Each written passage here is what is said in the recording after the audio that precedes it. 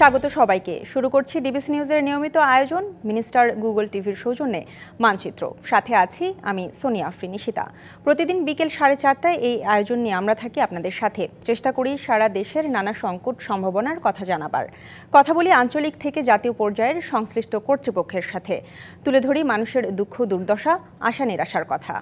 সারা দেশে এবার আলুর আশাতীত ফলন হয়েছে। কৃষি সম্প্রসারণ অধিদপ্তর সূত্রে জানা যায়, চলতি মৌসুমে 4,67,000 হেক্টর জমিতে আলু চাষের লক্ষ্যমাত্রা নেয় কৃষি মন্ত্রণালয়। তবে এরই মধ্যে আবাদ হয়েছে 5,17,000 হেক্টর জমিতে। অর্থাৎ এবার লক্ষ্যমাত্রার চেয়ে 40,000 হেক্টর বেশি জমিতে আলু চাষ হয়েছে। গত বছর আলুর দাম ভালো পাওয়ায় কৃষকরা এবছর আলুর চাষ বাড়িয়েছেন। তবে উৎপাদিত আলুর ন্যায্য দাম ও সংরক্ষণ নিয়ে কৃষক এখন চিন্তিত। কৃষকের দাবি, এবার প্রতি কেজি আলুর উৎপাদন খরচ হয়েছে 14 থেকে 16 টাকা কেজি। জমি চাষ, বীজ, সার, কীটনাশক, সেচ ও শ্রম খরচ মিলিয়ে 1 বিঘা জমিতে আলু চাষ করতে তাদের 40 থেকে 45 হাজার টাকা খরচ হয়। কিন্তু ক্ষেত থেকে এখন আলু বিক্রি হচ্ছে মাত্র 10 থেকে 12 টাকা কেজি, যা উৎপাদন খরচের চেয়েও কম। এছাড়াও আকস্মিক হিমাগার ভাড়া বাড়ানোর ফলে লোকসানের আশঙ্কায় পড়েছেন চাষিরা।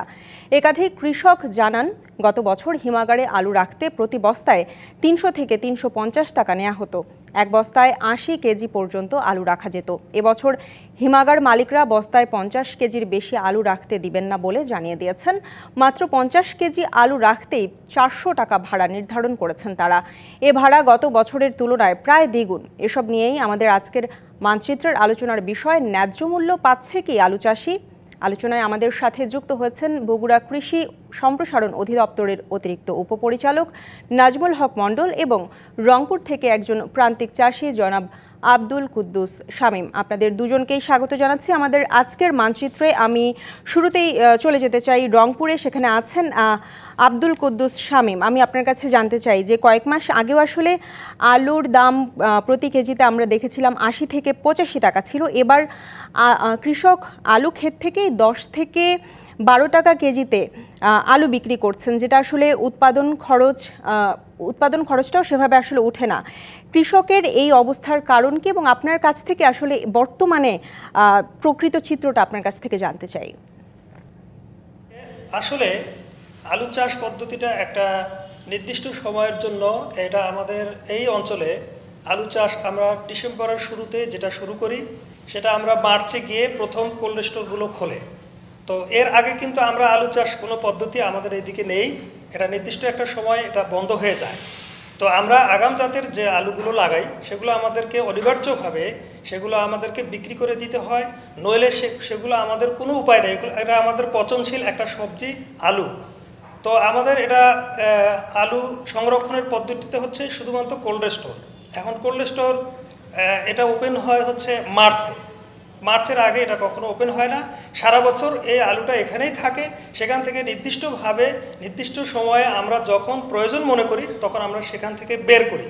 কিন্তু আমরা চাষি হিসেবে আমরা আগাম যে আলু, গত বছর যে আলুর ব্যাপক একটা দাম হয়েছিল, শুধুমাত্র এই গত বছরে আমরা দেখেছি। তবুও আমরা কৃষক যারা আমরা আলু চাষ করি, আমরা কিন্তু এটার আসলে দাম পাইনি। এটা একটা মধ্যস্বত্বভোগী যারা, তারা কিন্তু আলুটা এটা সংরক্ষণ করে, তারা কিন্তু অধিকাংশ লাভ তাদেরই হয়। আমরা আলু চাষি হিসেবে আমাদের আমাদের নিজের কোনো সংরক্ষণাগার নেই। এটা নির্দিষ্ট একটা শ্রেণী আছে, তাদের একটা সিন্ডিকেট আছে। তারা আবার এবছর 8 টাকা কেজি, আমরা শুনেছি যে 8 টাকা কেজি আলু তারা দাম বৃদ্ধি করবে বলে আমরা খবর পাচ্ছি। তো এটা আসলে আলু সংরক্ষণ পদ্ধতিটা সম্পূর্ণ তাদের এখতিয়ার। আমরা শুধুমাত্র উৎপাদন করি, আমরা চাষাবাদ করি। এখন দুঃখজনক ব্যাপার হচ্ছে, আমরা যখন আগাম আলু চাষ করলাম, এই রংপুরে দ্বিতীয় বৃহত্তম একটি আলু চাষের এলাকা, গত বছর এটা মোটামুটি একটা দাম হওয়ার কারণে আমাদের অনেক কৃষক আমরা উৎসাহী হয়ে আমরা অনেক আলু চাষাবাদ করেছি এবার আগাম। কিন্তু এটার কোনো সংরক্ষণ পদ্ধতি ছিল না, এবং অধিক পরিমাণ বীজের দাম প্রায় 100 টাকা কেজি করে। আমরা যে বীজ গত বছর আমরা 60 টাকা করে কিনেছিলাম, সেই বীজ এবার 100 টাকা করে কিনতে হয়েছে। আমাদের উৎপাদন কষ্ট অনেক বেশি, এবং একসাথে এই আলুটা উত্তোলন করার পরে আমরা যেখানে বাজার দেখলাম 80 টাকা, সেখানে আমাদের এখন বাজার হয়ে গেছে 10 টাকা। আমরা 10 টাকা আলু বিক্রি করছি। কিন্তু এই বিক্রি না করে এটার কোনো উপায় নেই, এটা পচনশীল, সংরক্ষণ কোনো পদ্ধতি আমাদের নাই। সুতরাং এটা বাইরে পাঠানোরও কোনো ব্যবস্থা আমাদের নাই। যদি সরকার এ ব্যাপারে কোনো উদ্যোগ না নেয়, যদি সরকার বাইরে এটাকে কোনো না করে, রপ্তানি না করে, তাহলে আমাদের এটা পচে যাবে। সে কারণে আমাদের যত লস হোক আমরা চেষ্টা করি, আমাদের যে খরচ, আমাদের অনেক ঋণ করে আমরা একটা লাভের আশা আমরা এই আলু চাষাবাদ করি, কিন্তু সংরক্ষণ পদ্ধতির ত্রুটি থাকার কারণে আমাদের কিন্তু আলুর একদম প্রচন্ডভাবে আমরা ক্ষতিগ্রস্ত হচ্ছি। আব্দুল কুদ্দুস শামীম, আপনার বক্তব্য একদমই পরিষ্কার এবং আপনার কথার মাধ্যমে আসলে প্রকৃত চিত্রটা উঠে এসেছে। আমার সাথে আছেন নাজমুল হক মণ্ডল, অতিরিক্ত উপপরিচালক, বগুড়া কৃষি সম্প্রসারণ অধিদপ্তর। আমি আপনার কাছে জানতে চাই যে যখন যেই কৃষি ফলন লাভের মুখ দেখে কৃষকরা আসলে তখন সেই ফসল চাষের দিকে আসলে ঝুঁকে পড়ে এবং এটাই আসলে স্বাভাবিক, কারণ কৃষকরা আসলে চাই লাভ করতে, কিন্তু আমরা আসলে সবসময় দেখি যে কৃষক সেই লাভের মুখটা দেখে না। লাভের মুখটা হয়তো অন্য কোনো তৃতীয় বা চতুর্থ হাত যারা আছেন তারা হচ্ছে যে লাভটা নিয়ে যায়। সেক্ষেত্রে আসলে কি করা যেতে পারে? এই যে কৃষক সবসময় লোকসানের মুখ দেখছে, কৃষককে কিভাবে লাভের মুখ দেখানো যায় বা এই যে বাজারের দরটা কিভাবে সমন্বয় করা যায়? 60,435 হেক্টর জমিতে আলু আবাদ হয়েছে। আমাদের গতবারের চেয়ে প্রায় 4,935 হেক্টর বেশি জমিতে এবার আলু আবাদ হয়েছে। যেহেতু আবহাওয়া অনুকূলে ছিল, রোগবালাই তেমন ছিল না, এই জন্য ফলনে এবার আশানুরূপ ফলন হয়েছে, কৃষক অনেক ভালো ফলন পেয়েছে। আমরা এবার বিভিন্ন জায়গায় আলুর যে শস্য কর্তন, যেটা ক্রপ কাটিং করেছি, তাতে দেখা যায় যে প্রায় গড়ে 1 বিঘা জমিতে কৃষক 85 মণ আলু পেয়েছে। আমরা দেখেছি যে 1 বিঘা জমিতে আপনার আলু আবাদ করতে যে খরচ হয় আর বর্তমান যে ফলন, এতে লস হচ্ছে না, কৃষকের লাভও হচ্ছে না, লসও হচ্ছে না।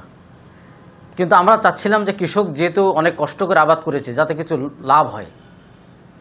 আমরা কৃষককে এই জন্য পরামর্শ দিচ্ছি, যাতে এখন যেহেতু ভরা মৌসুম চলতেছে, শাকসবজির বিভিন্ন ধরনের সবজি আছে, এই জন্য আলুর বাজার একটু কমে গেছে, যাতে তারা দেশীয় পদ্ধতিতে বাড়িতে 15 থেকে 20 দিন আলু রাখতে পারে। এই পদ্ধতি আমরা কৃষককে পরামর্শ দিচ্ছি। আর যাতে হিমাগারেও তারা যাতে আলু রাখে, যখন একটু বাজারে বিভিন্ন সবজির চাহিদা একটু কমে যাবে, আলুর চাহিদা থাকবে, তখন যেন এটা বের করে বিক্রি করতে পারে। আশা করি কৃষককে আমরা যে পরামর্শ দিচ্ছি তাদের পরামর্শটা মেনে নেয় এবং এইভাবে যদি কাজ করে, তাহলে কৃষকের যে লস আছে এটা লস হবে না। আমি এটাকে কৃষকের কিন্তু লস বলছি না, এটা বলছি যে কৃষকের লাভ হচ্ছে না। জি, আপনাকে দুজনকে অসংখ্য ধন্যবাদ। আমাদের সময় হয়েছে একটি বিরতি নেবার, বিরতির পরে ফিরে এসে আমরা আরও আলোচনা করব। মিনিস্টার গুগল টিভির সৌজন্যে মানচিত্রে নিচ্ছে একটি বিরতির, সঙ্গেই থাকুন। স্বাগত আরও একবার মিনিস্টার গুগল টিভির সৌজন্যে মানচিত্রে। আমরা আজ আলোচনা করছি ন্যায্য মূল্য পাচ্ছে কি আলু চাষি। আমাদের সাথে দুজন অতিথি আছেন। আমরা শুরুতেই চলে যেতে চাই রংপুরে আছেন জনাব আব্দুল কুদ্দুস শামীম। আপনার কাছে জানতে চাই যে আপনি বলছিলেন যে রংপুরে আসলে চাহিদার তুলনায় উৎপাদন এবার আলুর বেশি হয়েছে, সেই ক্ষেত্রে আসলে অতিরিক্ত যে আলু আছে সেগুলো ঘরোয়াভাবে সংরক্ষণের জন্য কৃষি সম্প্রসারণ অধিদপ্তর থেকে আপনাদের কোনো পরামর্শ দেওয়া হয়েছে কিনা? জি, ধন্যবাদ আপনাকে। আসলে এবার আবহাওয়া অনুকূলে থাকায় মোটামুটি খুব ভালো আলুর উৎপাদন হয়েছে এবং আমাদের অল্প কিছুদিনের মধ্যেই হয়তো আলু হারভেস্ট শুরু হবে। কিন্তু কৃষি সম্প্রসারণ থেকে এই অতিরিক্ত আলু সংরক্ষণ করার জন্য আসলে যথোপযুক্ত কোনো ব্যবস্থা আমরা দেখতে পাই নাই। অতীতে হয়তো আমরা দেখেছি গ্রাম কৃষক পর্যায়ে 2-1 জায়গায় মাচান পদ্ধতিতে আসলে এই আলু সংরক্ষণ করা হয়েছে। আসলে আমাদের এই অঞ্চলে আমরা যারা আলু চাষ করি, আমরা নিজস্ব উদ্যোগে ব্যক্তিগত পর্যায়ে আমরা যথাসম্ভব চেষ্টা করি অতিরিক্ত আলুগুলোকে সংরক্ষণ করার জন্য। কৃষি সম্প্রসারণ বা সরকারের পক্ষ থেকে এখানে আধুনিকভাবে কোনো আলু সংরক্ষণ পদ্ধতি আমাদেরকে দেওয়া হয়নি। আমরা ব্যক্তিগতভাবে যতটা সম্ভব আমরা আলু সংরক্ষণ করি, কিন্তু আমাদের এই নিজের ব্যক্তি উদ্যোগের এই আলুগুলো আসলে খুব বেশি দিন সংরক্ষণ করা সম্ভব হয় না। এই ব্যাপারে কৃষি সম্প্রসারণ আমাদেরকে ওইভাবে সহযোগিতা করেনি বলে আমি জানি। জি, আব্দুল কুদ্দুস শামীম, আপনাকে অসংখ্য ধন্যবাদ। আমাদের সাথে আছেন নাজমুল হক মণ্ডল, অতিরিক্ত উপপরিচালক, বগুড়া কৃষি সম্প্রসারণ অধিদপ্তর। আপনার কাছে জানতে চাই যে আব্দুল কুদ্দুস শামীম আসলে যেমনটা বলছিলেন যে ঘরোয়াভাবে সংরক্ষণ করার জন্য সেরকম কোনো পরামর্শ আসলে কৃষি সম্প্রসারণ অধিদপ্তর থেকে রংপুরে সেভাবে দেওয়া হয়নি এবং সেটা তারা পাচ্ছেন না। আপনার কাছে জানতে চাই যে নতুন যেই অতিরিক্ত যেই আলুগুলো আছে সেগুলো কিভাবে সংরক্ষণ করা যেতে পারে, আপনি এই বিষয়ে একটু জানাবেন, এবং হচ্ছে যে এই যে অতিরিক্ত আলু এগুলো কি দেশের বাইরে রপ্তানি করার কোনো সুযোগ আছে কিনা? জি, আমাদের যে অতিরিক্ত আলু আছে এই আলুগুলো আমাদের একটা হলো জেলার প্রয়োজন মিটিয়ে পার্শ্ববর্তী জেলাও যাচ্ছে, বিভিন্ন জেলায়। আমরা জানি যে সব জেলায় আলু উৎপাদন হয় না, এগুলো অন্য অন্য জেলাও যাচ্ছে। আর একটা হলো আমাদের আলু বিদেশে রপ্তানি হচ্ছে। আমাদের বগুড়ায় বিভিন্ন প্রতিষ্ঠান আছে যারা মালয়েশিয়া, ইন্দোনেশিয়া এবং মধ্যপ্রাচ্যের বাহরাইন, বিভিন্ন মধ্যপ্রাচ্যের দেশে এখন পর্যন্ত আমরা যে তথ্য পেয়েছি প্রায় 20,000 মেট্রিক টন আলু তারা বিভিন্ন দেশে রপ্তানি করেছে। আমাদের এই শুধু আলু না, আরও বিভিন্ন সবজিগুলো রপ্তানি হচ্ছে। আমরা এই রপ্তানির প্রক্রিয়াটাকে আরও ত্বরান্বিত করতে যাচ্ছি, যাতে আরও বেশি পরিমাণ কৃষক আলু যেন রপ্তানি করতে পারে। আর পাশাপাশি আমরা কিন্তু আপনি যে বললেন দেশীয় পদ্ধতি, আমাদের মাটিতে আমরা জানি যে কৃষক এটা জানে যে কীভাবে দেশীয় পদ্ধতিতে বাড়িতে আলু রাখতে হয়।